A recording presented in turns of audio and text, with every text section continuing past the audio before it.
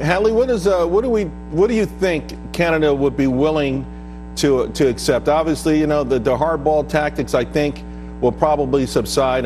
There's a sense of urgency here.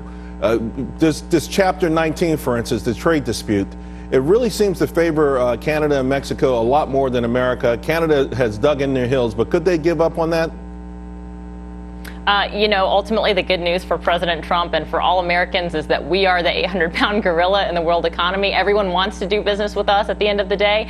And so President Trump is right to be aggressive in some of these trade negotiations and to position himself as the defender of the American worker. But I'll agree with Jillian. We ought to protect our right as Americans to freely exchange in the world economy. And I hope that President Trump will take that into consideration.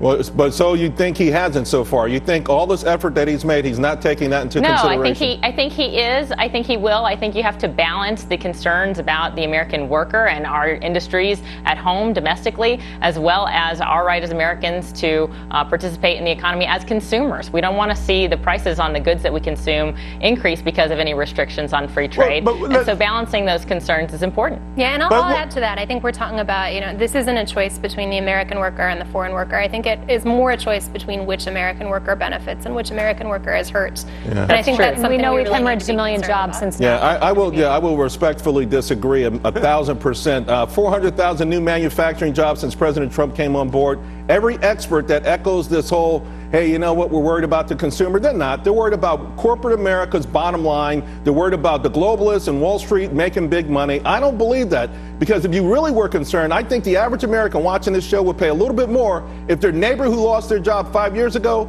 got it back. That's what I think. And I talked to a lot of individuals, some companies, but more individuals.